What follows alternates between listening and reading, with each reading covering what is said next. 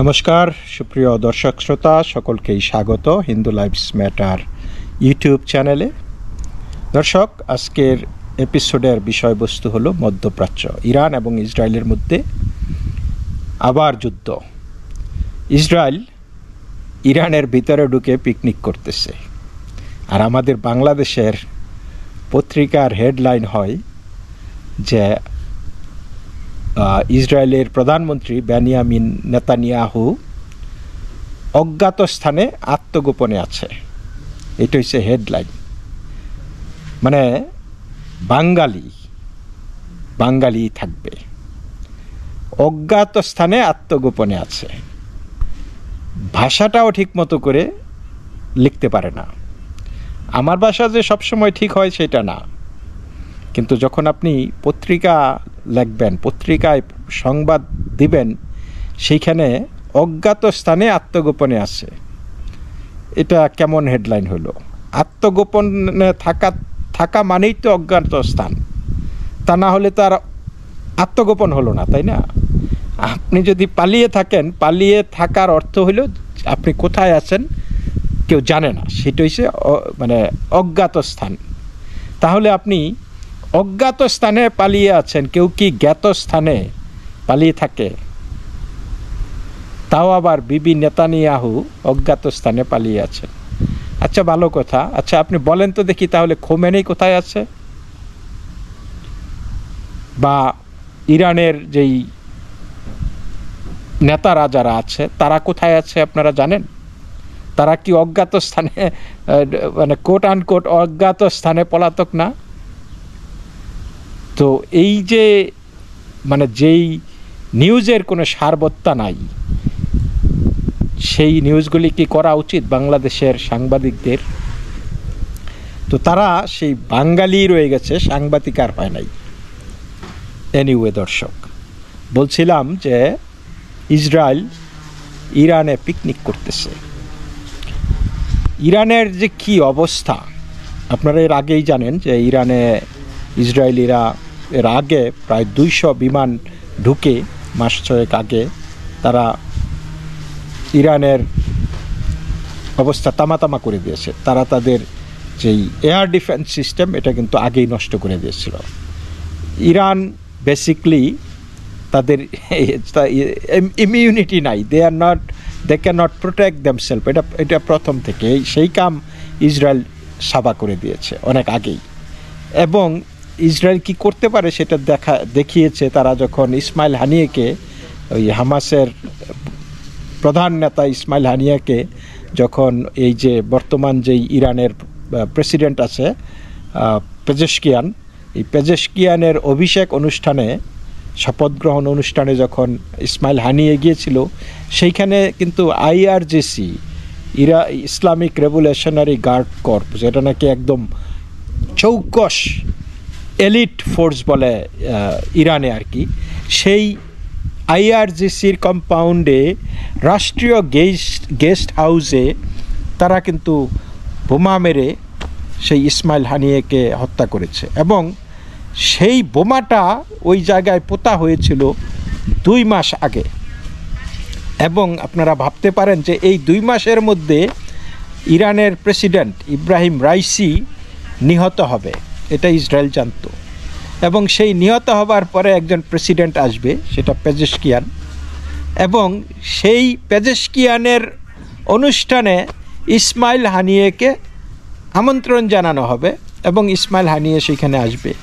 এবং ইসমাইল হানিয়ে IRGCর ওই বিল্ডিংটাতে থাকবে, ওই রুমে থাকবে। এবং রাত 2টার সময় যখন তারা রিমোট কন্ট্রোল দিয়ে বোমা বিস্ফোরণ করেছে ওই রুমের মধ্যে, তার মানে ওই সময়ে ইসমাইল হানিয়ে সেইখানে থাকবে। এগুলি কিন্তু সব স্ক্রিপ্টেড হয়ে গেছিল 2 মাস আগে, সব কিছু এভরিথিং। অ্যান্ড 2 মাস আগে কাম সারা কইরা ওই লোকজন কিন্তু ইরান থেকে চলে আসছিল, যেগুলো নাকি ইরানের সরকারের খুব ঘনিষ্ঠ লোকজন। বুঝতে পেরেছেন? তাহলে ইসরায়েল কোন পর্যায়ে ইরানের মাথার ভিতরে, ব্রেনের ভিতরে ঢুকে ঢুকে ইসরায়েল এই কাজগুলি করেছে এবং পুঙ্খানুপুঙ্খভাবে অপারেশনটা সেখানে সাকসেসফুল করেছে। তো যাই হোক, তারপরে আমরা দেখলাম যে ইরান ইসরায়েলের উপর 2 দফায় হামলা করেছিল এবং সেই হামলাতে শত শত ড্রোন, প্রজেক্টাইল, ব্যালিস্টিক মিসাইল এগুলি ছোড়া হয়েছিল, কিন্তু সবগুলি ইসরায়েল কুপকাত করে দিয়েছিল।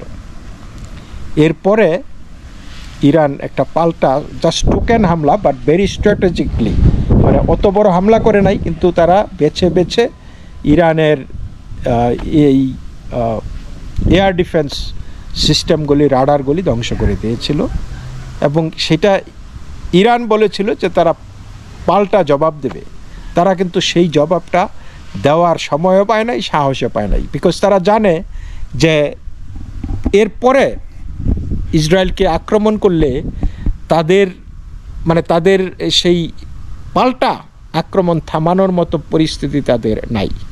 যাই হোক, তারপরে আমরা এই যে এখন যেই পর্যায়ে আছি, রিপোর্ট বেরিয়েছে যে ইরান এই চোরামি করে করে তারা তাদের ইউরেনিয়াম ব্যাপকভাবে সমৃদ্ধ করেছে এবং তারা এমন একটা স্টেজে এসেছে যে তাদের কাছে নিউক্লিয়ার ওয়েপন্স নাই, but if they want to they can build it right নাও।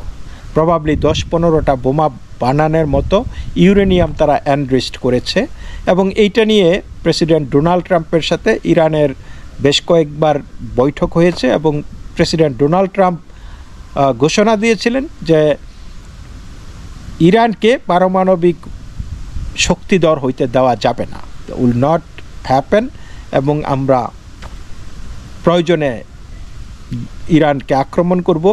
এবং ইরান এক সময় একটা সাম্রাজ্য ছিল, যেই পারস্য সাম্রাজ্য, সেই সাম্রাজ্যটা আর নাই, কিন্তু ইরান এখন দেশটাই বাঁচবে কিনা, দেশটাই তারা রাখতে পারবে কিনা সেটা ভাবতে হবে। সুতরাং তাদেরকে অবশ্যই এই পারমাণবিক শক্তির যেই উচ্চাকাঙ্ক্ষা সেটা বাদ দিতে হবে, আমাদের সাথে একটা চুক্তি করতে হবে, চুক্তি না হলে তাদের ধ্বংস অনিবার্য। তো এইভাবে বেশ এই পর্যন্ত 5-6 বার বৈঠক হয়েছে এবং সামনে সম্ভবত আগামীকালই একটা বৈঠক ছিল, আমি জানি না সেটা হবে কি না। কিন্তু এরই মধ্যে ইসরায়েল অধৈর্য হয়ে পড়েছে। ইসরায়েলের বক্তব্য হলো যে ইরান যেই পর্যায়ে আছে এবং তারা যদি এই চোরামি করে তারা যদি বোমা বানাইয়েই ফেলে, তাহলে আমাদের অস্তিত্ব প্রশ্নের সম্মুখীন এবং আমরা এমন একটা পর্যায়ে এসেছি যেখান থেকে ফিরে যাওয়ার সুযোগ নাই। We have to stop this, we have to destroy তাদের নিউক্লিয়ার ক্যাপাবিলিটি, যাতে কখনোই হতে না পারে। আর এটা যদি আমরা না করতে পারি তাহলে আমরা থাকবো না, আমরা যে বলবো যে আমাদের ভবিষ্যৎ প্রজন্ম এটার প্রতিশোধ নেবে, সেখানে ভবিষ্যৎ প্রজন্ম বলতে কিছু থাকবে না।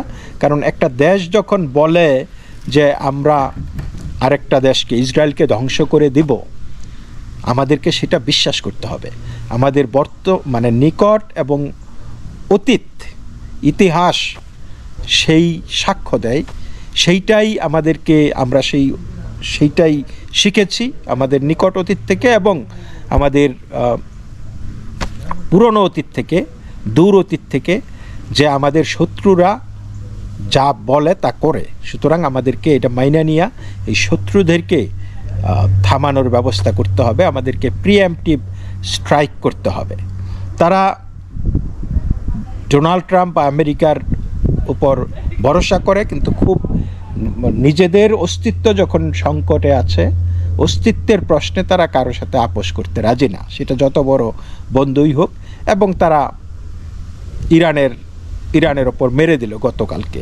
তারা 2 দফায়, প্রথম দফায় 200 বিমান ইরানের গিয়ে হামলা করেছে 100টি লক্ষ্যবস্তুতে।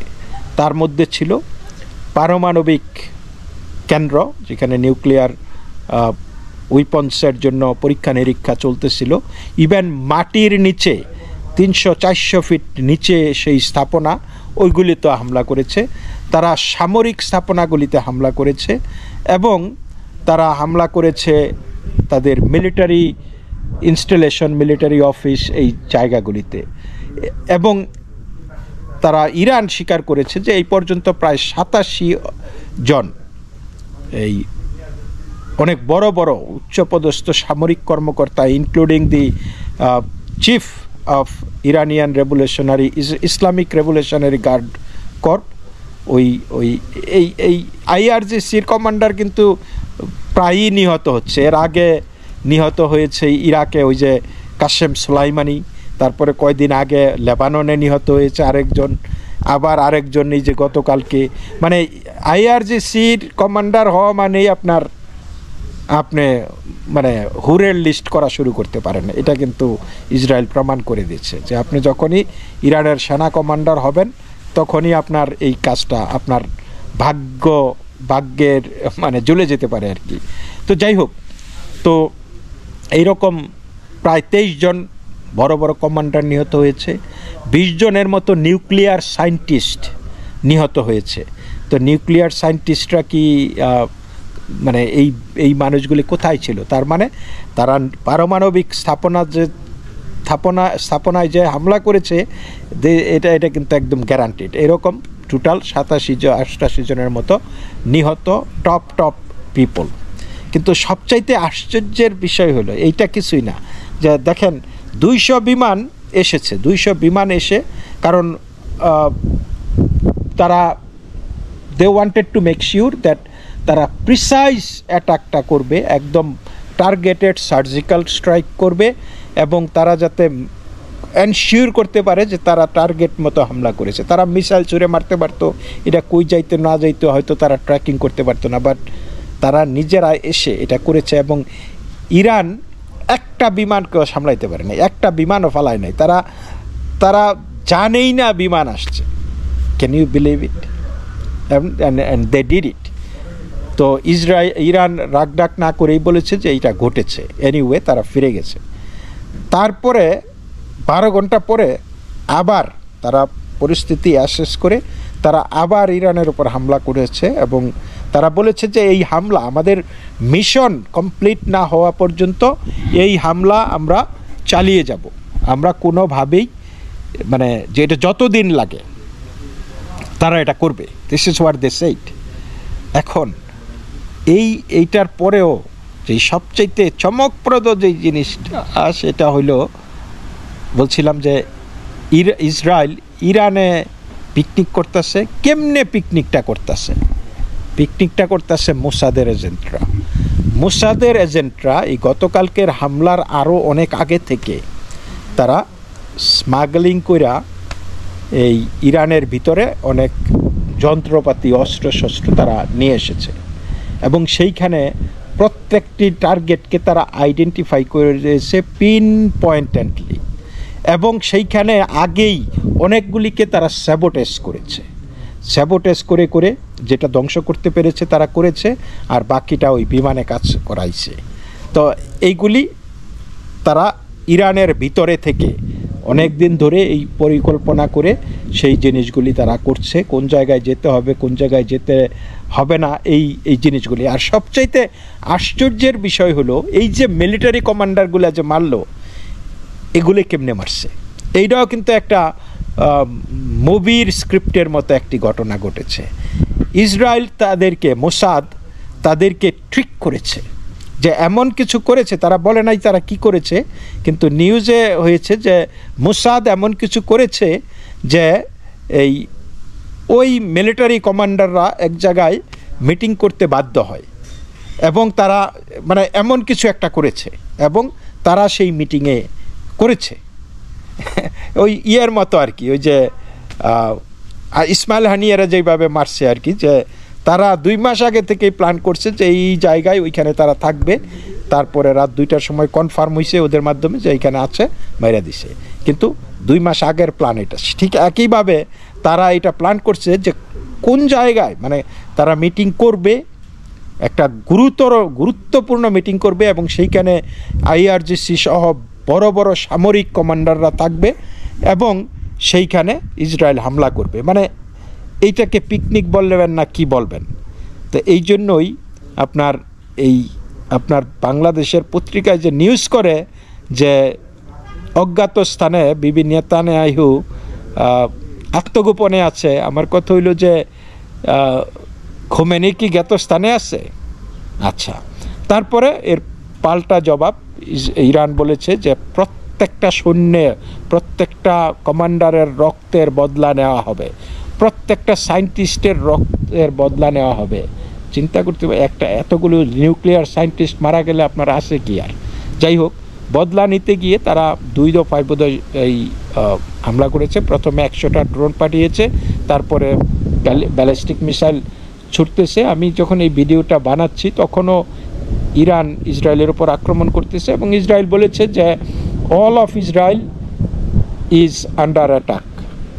তো তারা সেইভাবে তাদের যেই মিসাইল ডিফেন্স সিস্টেম সেগুলি অ্যাক্টিভেটেড করেছে, এবং সেইগুলি তারা প্রতিহত করতেছে। এবং কিছু কিছু আমরা দেখছি যে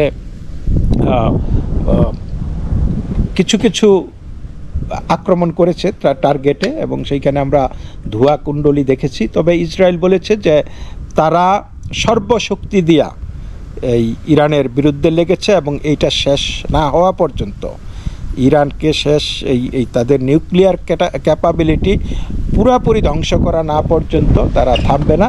এবং এরই মধ্যে আবার দেখা গেছে যে প্রেসিডেন্ট ডোনাল্ড ট্রাম্প বলে দিয়েছে যে মাত্র তো ট্রেলার চলতেছে, মাত্র শুরু। যদি ইরান আমাদের সাথে চুক্তি না করে তাহলে ইসরায়েলের আঘাত আরও ভয়াবহ হবে, ইসরায়েলের আক্রমণ আরও সিরিয়াস হবে। সুতরাং ইরানের এখনও সময় আছে। They should come to their senses and come to an agreement and give up their dream for the nuclear weapons. এই জিনিসটা তারা বলেছে, এবং তারা বলেছে যে তা না হলে ইরান একটা সাম্রাজ্য ছিল, এম্পায়ার ছিল, আজকে ইরান নিজেকে রক্ষা করাটাই কঠিন হয়ে পড়বে। That is a ominous warning from Trump. তো দর্শক, এই পর্যন্তই। সকলেই ভালো থাকবেন। নমস্কার।